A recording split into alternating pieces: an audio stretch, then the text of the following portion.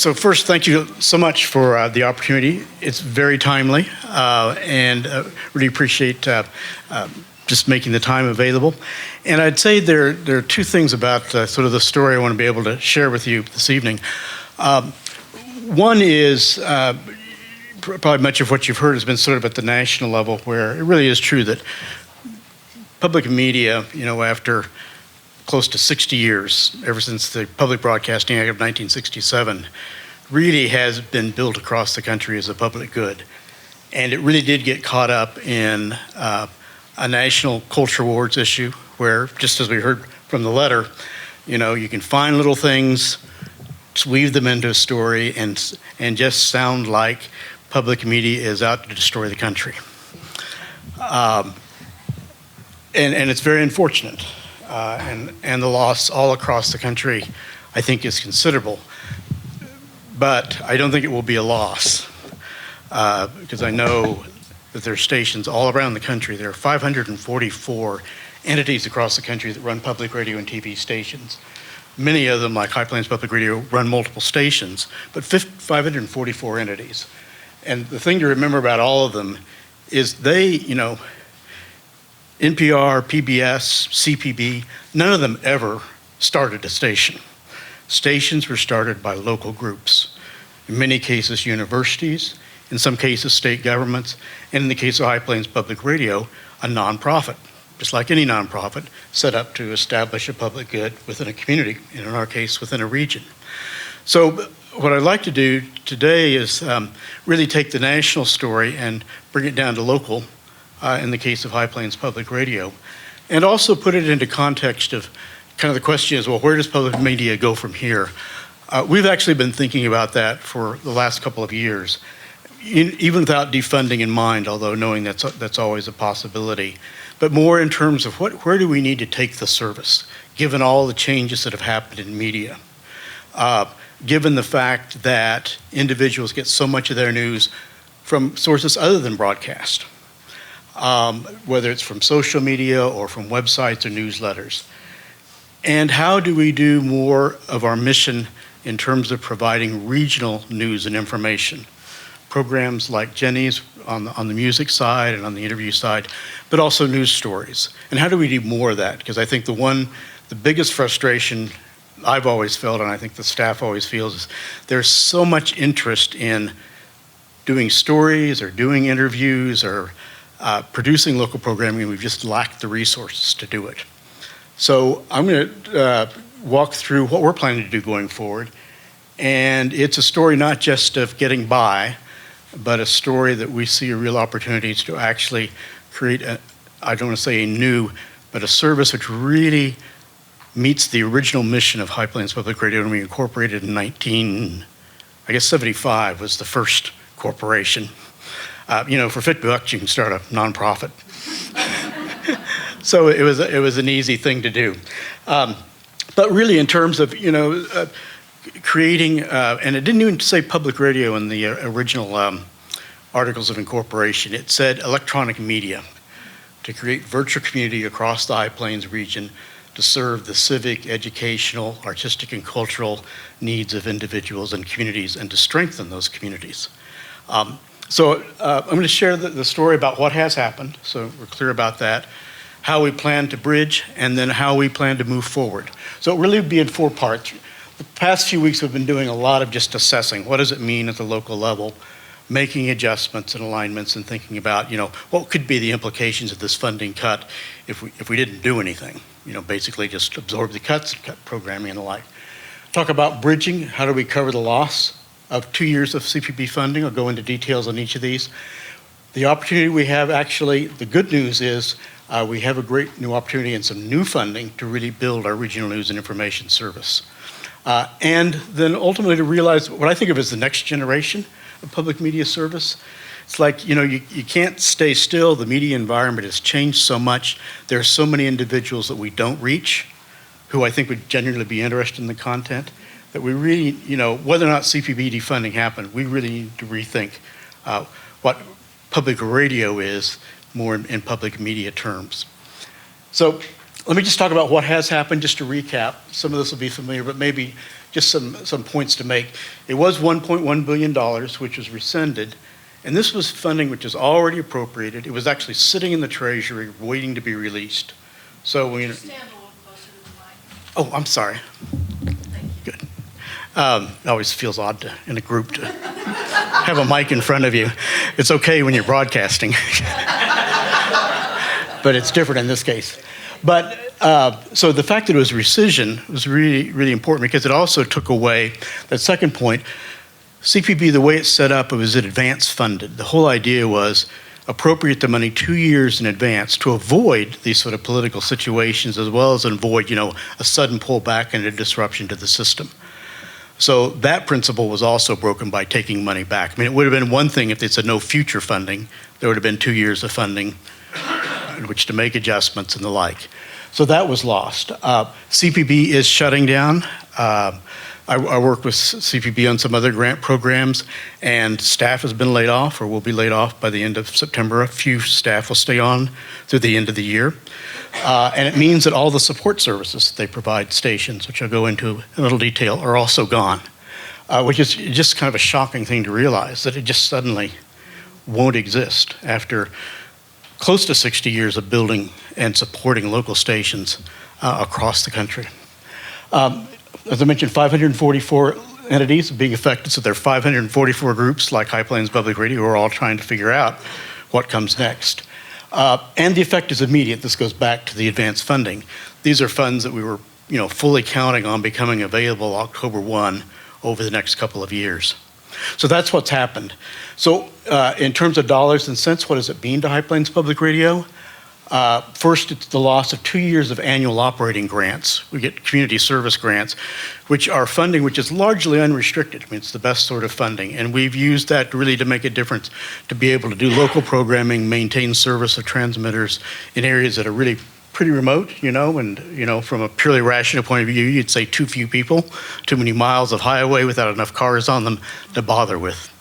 Then the other, so that's 2 years by 230,000. That's the estimate of what we would have gotten, 460,000. And then mentioned all these other services which CPB has traditionally supported and in effect subsidized.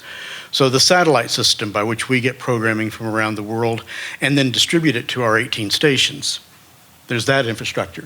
There's music royalties. CPB has traditionally paid all the music licensing royalties for stations and negotiated the contracts.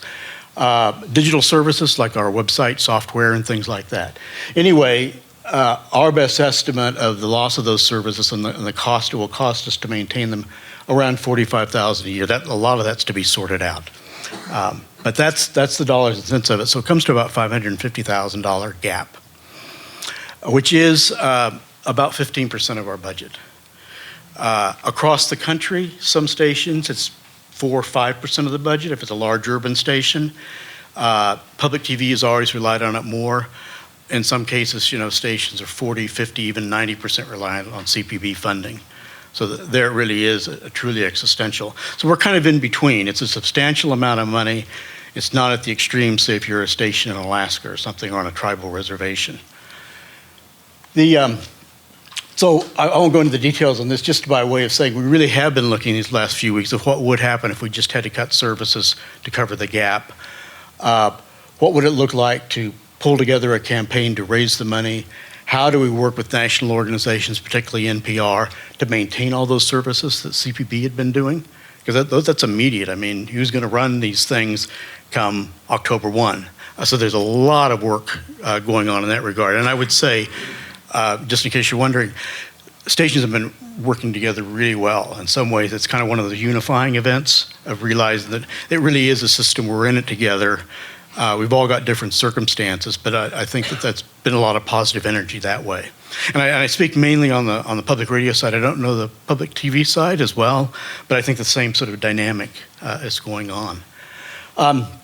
But we really take, I guess the takeaway from this is we've taken a hard look at what could happen if we don't fill the gap, and what we need to do also just to where we can tighten up operations, be tighter on procedures and the like.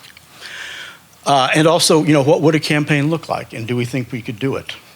So that's the bridge part. And we're calling it the Up to Us campaign, because it's about as simple as we could say it, because the federal funding is gone. It really is up to us.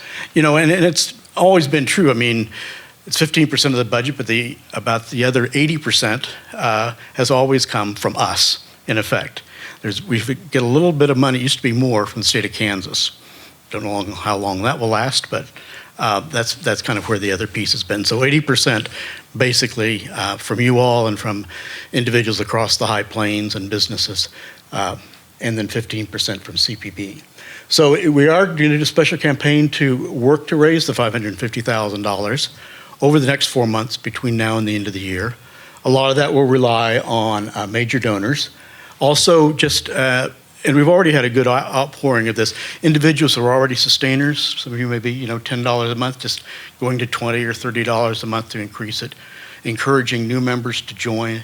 And I will say that, not even counted against this, since July 18th, when the vote was finalized, we've probably had about $60,000 in contributions come in without, making a big point of going on the air. Many of them from brand new members. Many of them from individuals who'd given in the past but hadn't recently.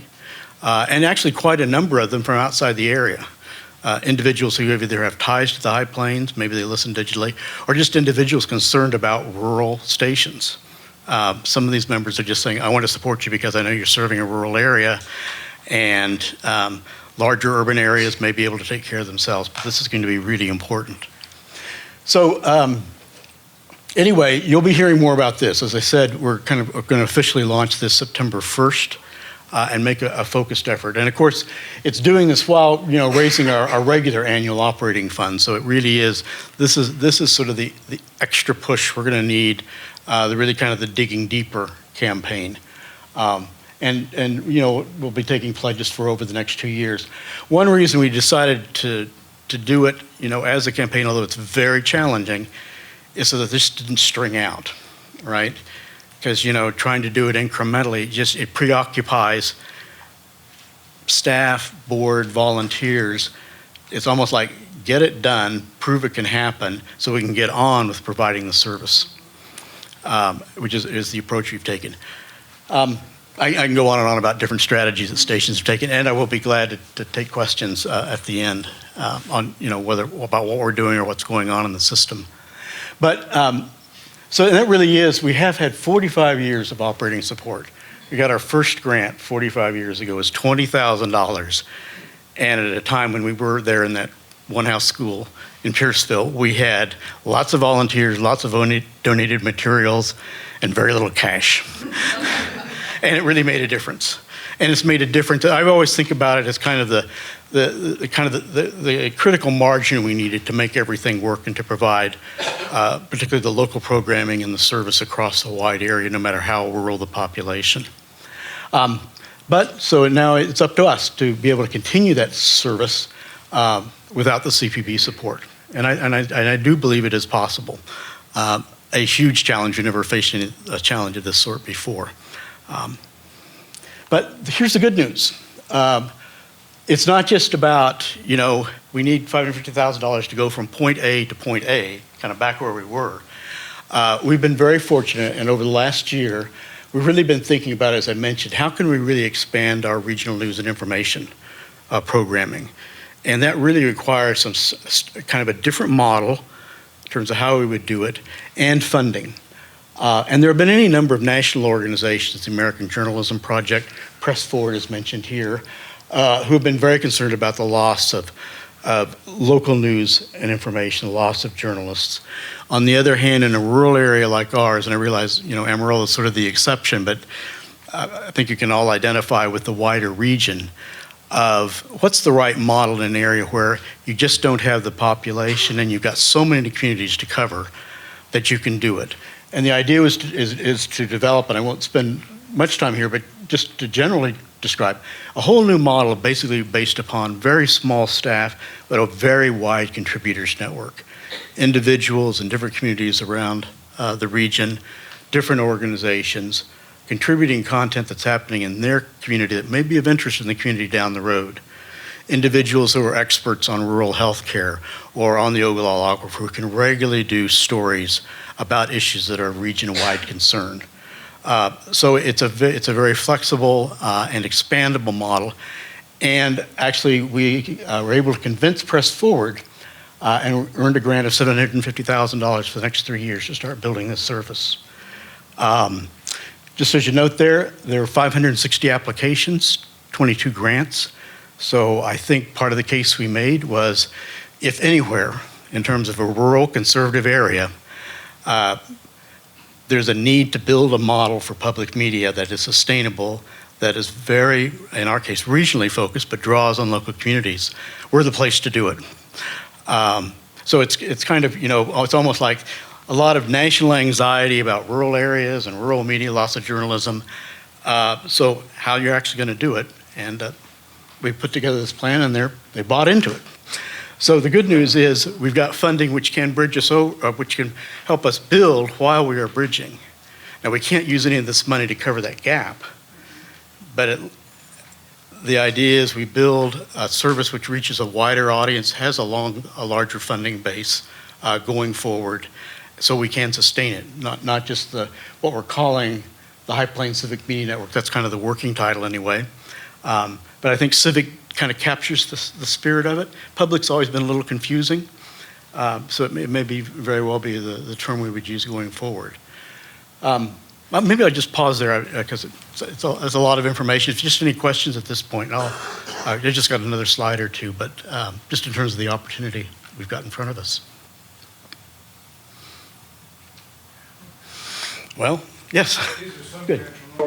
national organization that can step in and provide you the satellite service and the music licensing services for all the stations on a national level? Can you repeat the question? Yeah, it's basically, is there anyone who can step in from CPB to do it? And the answer really is yes. I mean, for one thing, I don't know for sure, but it's very likely NPR could step in on the music rights. They need to do it for more than just NPR stations because there are music-only stations, but they're in a good position to do it. The satellite system, actually, that's more a case where there's already an organization, the Public Radio Satellite System, which runs it. They've been running it for years. It can continue. The question is, how is it going to be funded? We pay a certain amount towards it. I think that's where we'll just end up paying more.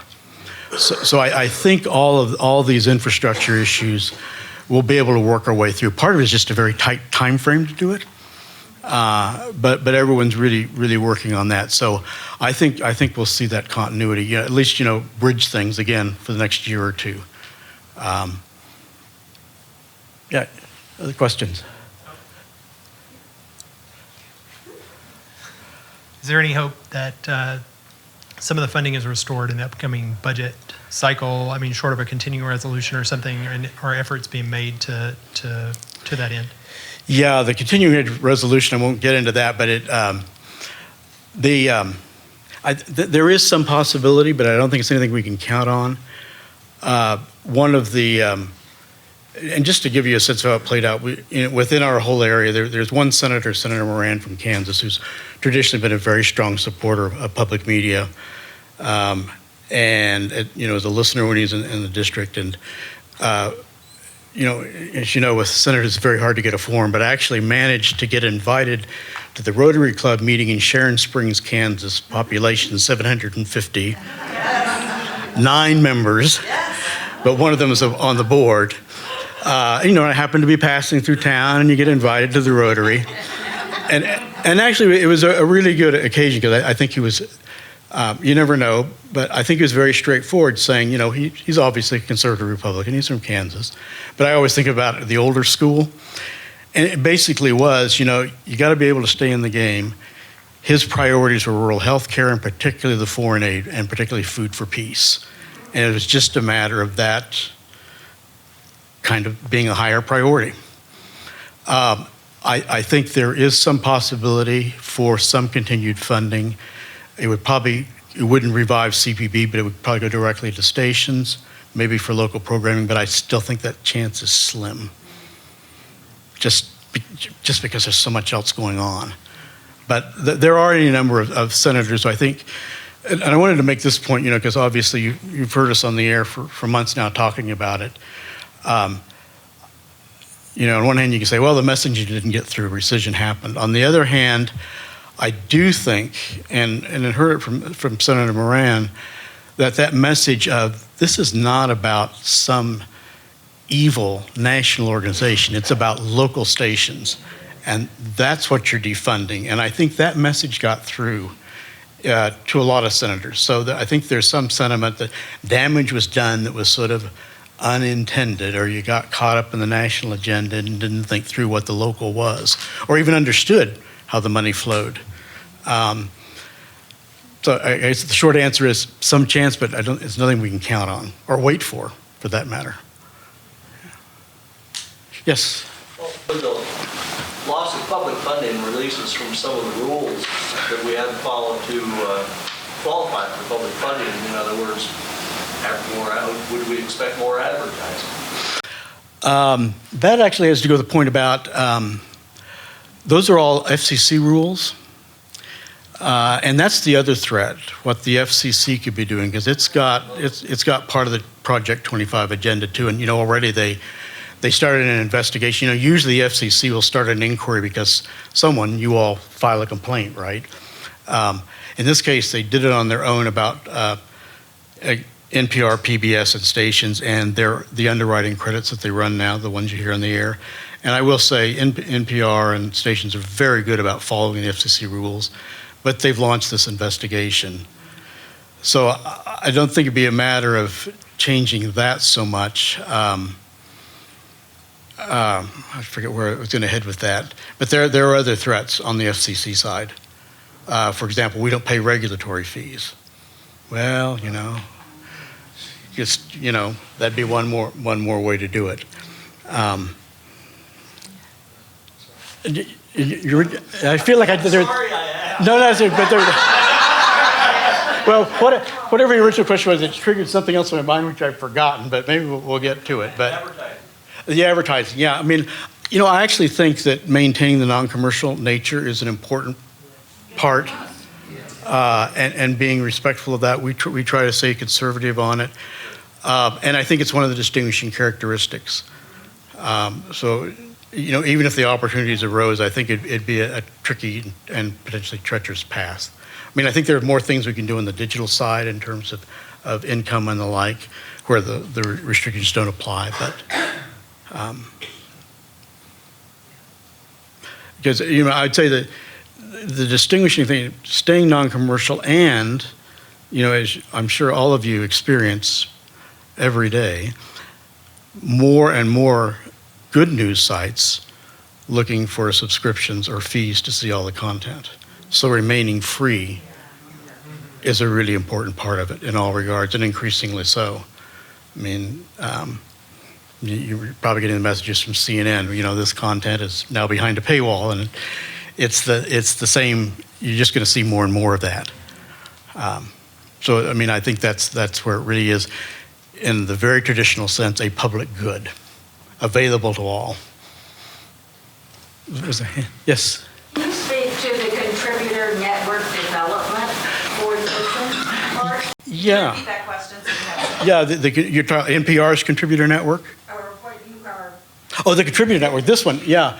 Well, the idea is that, there'd be a number of roles within this contributor network. There'd be the community correspondents, who would be individuals who are well tied into the community, can write well, maybe have a journalism background, who would do periodic stories, maybe 3 or 4 stories a month from their region that would be of interest to the wider region. Worth noting, a few more miles down the road. So think about that as sort of geographic coverage. Then there'd be topical contributors who'd be more subject matter, like rural health care or the Ogallala Aquifer or mental health, but with a High Plains focus. So again, from the area, oriented to the area, understanding of the issues. There would also be community connectors, who are more individuals who would be kind of our contact in a community, who would encourage local organizations to send in items for the community calendar, who could be resources if we're trying to find someone who is knowledgeable about a particular thing. There'd also be curators. These would all be part-time roles with a small central team. Regional curators who are basically, if you will, monitoring every conceivable source for who's writing interesting things about the High Plains, whether they're from the High Plains or not. So that if The Economist writes an article, about something happening on the High Plains crop developments, just short summaries with a link to it so that people are aware of it. And part of the intent of this is that there's an ongoing flow of information, not, a couple stories a month that are interesting, but a reason why, and this goes to the audience building part of it, that people would have a reason to come back, and bookmark the website and sign up for newsletters. Because I think that's where, into fulfillment of the mission, for all the same values that have guided our content for decades, I actually think there's a larger audience that we're not reaching. And they, once they hear it and once they find it from trusted sources, because they're local, it's a way of getting past the stigmatization which has been labeled on public media. We've got a board member, the same one was in the little town of Sharon Springs, who said, we need to figure out how to destigmatize public media in the minds of those for whom that's the opinion they formed. And the best way to do it is by having content that's of value to them, they know is local, and they have reason to come back. Let me just finish one slide, then I'll be glad to take more questions just to kind of round it out, because it kind of goes to what we're talking about here. So, what is, when we talk about this next generation, it seems a little abstract, but it's really the same two things we've always talked about. And you've probably heard us, position this way. An ear to the world, I think, still a really important role of, being a source for really factual, in-depth, trusted news from reliable sources like NPR, the BBC, and others, whether it's WBUR in Boston or KUT in Austin. And along with the news and information, the music, arts, and culture, kind of the best of the programming which is being produced anywhere in the world, so that, as a way of, feeling a part of the wider world, overcoming a sense of isolation, realizing that you really are part of a larger community and communities of interest, not just place. Maintaining the two broadcasts, the two programming services we have, Mix and Connect, which is all about that bridging campaign so we're able to maintain those services. And what I was just saying, the free and convenient access to all residents. So that's the part which doesn't change. What does change is not in direction, but again, in becoming a fuller voice of the High Plains. So this grant funding allows us some money to do research on what are the needs and interests that people have, where are they getting local news? We've got lots of national data, but not more local data. Then ongoing coverage of topics of region-wide interest, like I was talking about, whether it's the aquifer or healthcare. But wider audience reach, the primary focus would then be to doing more on digital platforms, whether it's website or newsletters or effective use of social media, basically to draw interest to get to the source. And just simply because of where people are. I mean, nationwide, 50% of the population now reports getting most of their news from Facebook. Yeah. That's true, but it's also where the people are. So, for better or worse,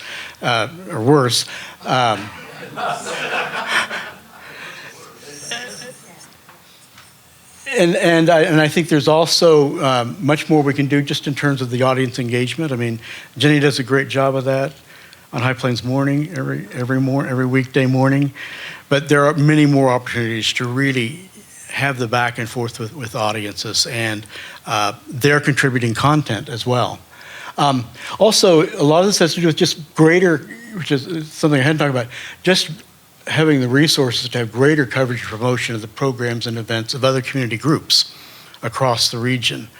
Because that's always been an important part of the mission, and we've mainly been sort of resource constrained in that regard by building out this network, and sort of a lot of it is the nuts and bolts of establishing the systems and the work processes and the technology to make it easy for people to do that. So I think the bottom line is how I think of it is kind of becoming the source across the region to really know what's happening that's of interest and significant happening in the region. We won't be the source like the Amarillo Tribune is, for very local news, but they become sort of natural partner for what's happening in Amarillo that's of wider interest. And in terms of sharing content, because that'd be the other part of the network, would be all the other public radio stations around the region that we already work a lot with. We do a lot of content sharing, but even more of that. So that's what I mean. For myself personally, it really is getting back to the original mission, but now having ways and means with digital media to reach a much wider audience. And if anything, it's not a shortage of media. I mean, there are plenty of stations, plenty of sources, many more than there were 45 years ago. Now the question is getting attention and having a reason for people to come back. And that's the way we really fulfilled the mission.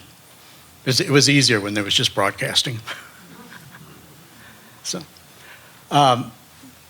that's the formal part, but glad to answer any other questions or thoughts on it, or reactions. Like I say, this is kind of the trial run. So hopefully, one thing is, does the story make sense? Are there gaps in it? And anything you can share. I know some of the other slides mentioned what they were cutting. They're taking emergency warning system. Well, Can you repeat this question? yeah, the question was about the emergency warning system. CPB has been funding what was called the next generation of early warning systems, and actually administering some separate federal funds for that through FEMA. They're actually FEMA funds. Well, they just announced last week that they can't run the program anymore. The funds are still there at FEMA, but what FEMA's going to do with them is the question. And incidentally, we have an application in to do two things. The funding originally was to help public broadcasting to improve the reliability of service, and this next generation is basically a digital system by which alerts can be very localized and multilingual, where any local emergency official can issue alerts, and then they're very geographic specific, so we can have one transmitter doing announcements for that area as opposed to over the whole area. But we have a $560,000 grant pending, which we don't know who's even going to look at it at this point. And that also includes money to replace the transmitter for KJJP here in Amarillo and KTOT, because that's part of it too. That's one other angle that I think on the Senate side, in terms of good constituent service, that and we'll have to do it through the Kansas side, basically saying this money's here, help us get it through and make sure FEMA doesn't just forget about it. KTOT is Spearman Perryton, right? Right. It's the northeast part of the Panhandle, 100,000 watt station that serves that area, which is on. This kind of goes back to the operating cost we have that other stations don't. If you took that same transmitter, same tower, sort of same coverage area, if you put it in the Dallas-Fort Worth area, operating costs are going to be pretty similar. Maybe you pay a higher rate for engineering services or something, but it's 50 times more expensive per capita to serve that area than an urban area. It's just math, right? Divide the cost by the population, but it doesn't mean that just because of that reason you shouldn't have service. Yes. Yes, I've never gotten in the habit of listening to the Connect, your Connect station. Would it reduce your expenses to merge those services rather than running two stations? That service costs about, for the programming acquisition and the costs, both the broadcast and streaming, it's about $50,000 a year. But we've built a very loyal audience for it, because basically the whole idea was with one service and you're trying to do music and news, and there's so much really good programming out there, that there was plenty of content to do an all news and information channel, and we're picking up more and more people who are streaming it. So I think it would kind of you'd cut off a foot by saving that money. It was 107.5, and that was an FCC action because another station made a frequency move. We were required to move, and fortunately there was one frequency we could still slip in on, So 107.5. You know, that's the funny thing about public radio in Amarillo. There's a reserved band for non-commercial stations, 88 to 92, far on the left-hand side of the old dial. Well, we're on the right side of the dial here in Amarillo. I mean, just because, that when we bought KJJP with the prior fund money, it was the one station available, and Connect we could stay on by being way up in the band. But yeah, it is kind of, we aren't where people expect us to be. Yes. I'm optimistic that we're going to weather this, the 4 years or 3.5 now.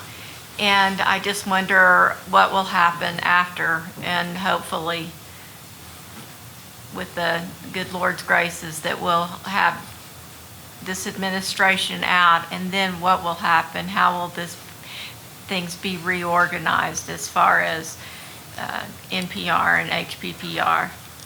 Well, I don't know that the return of funding will change NPR that much. I mean, NPR is not, as you might have read, very little of its money, 1 or 2% actually came from CPB, and even that money was for special projects like election coverage or starting up a state news service or something like that. Very specific grant funded.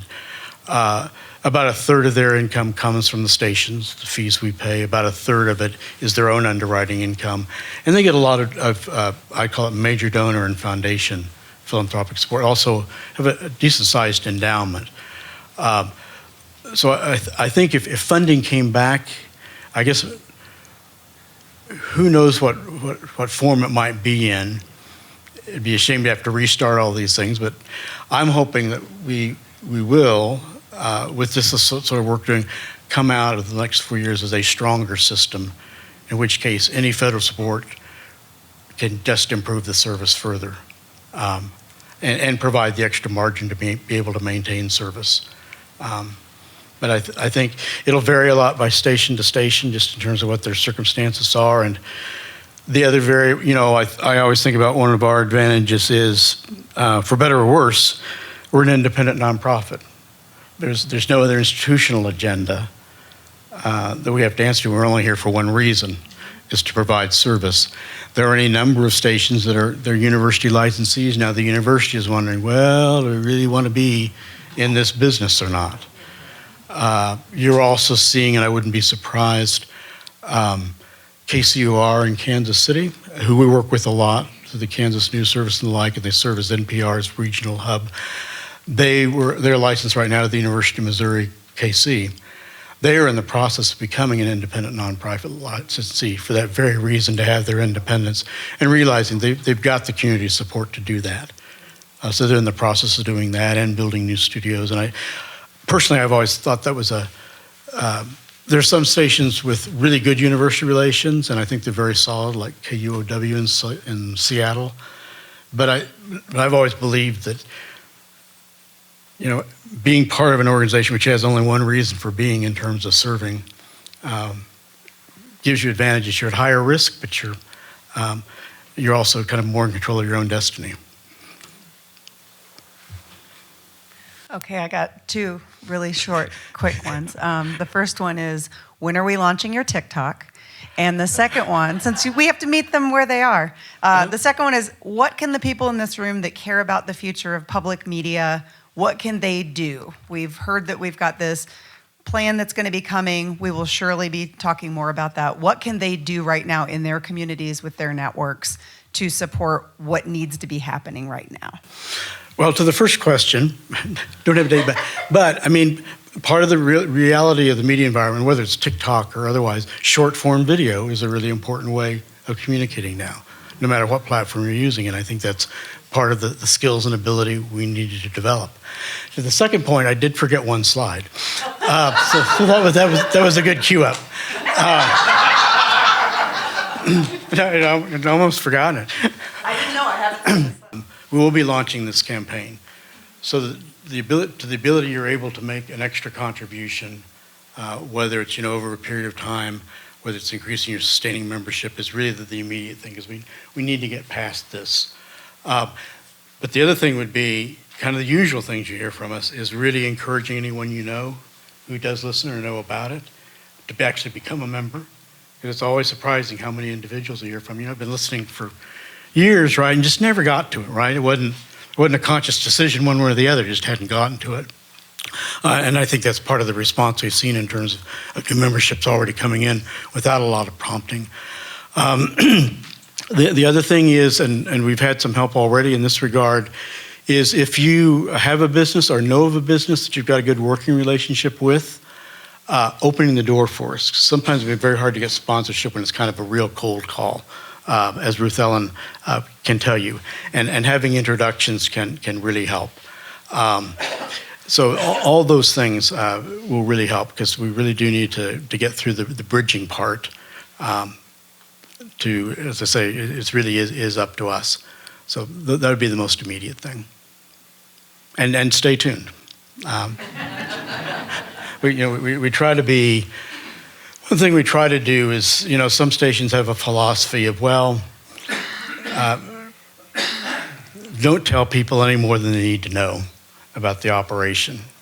We've always tried to be pretty straightforward about where things are, how things operate, because as I say, we've got no other reason to be. Any other questions? Did you think you'd still be doing this right now in your life when you were in your 20s and decided you wanted to start a public radio station? Well, I didn't know this is this kind of first full circle thing. I've had a couple of other careers in between, which have actually helped. But you end up coming back to the things that are closest to you. And part of it is the region, having grown up in Western Kansas and identifying with the whole region. Part of it is knowing the importance of the service. And this is where I go back to, if we thought it was a good idea in 1980, how much more important now? Because the media environment is so, whatever script you want to use, unhealthy. And the lack of local media. I mean, we've all witnessed, there are only about a third of the number of journalists employed now nationwide as there were, say, 15 years ago. And the centralization of other media, commercial media, which, used to really serve very well when it came to local news and information, and they were locally owned.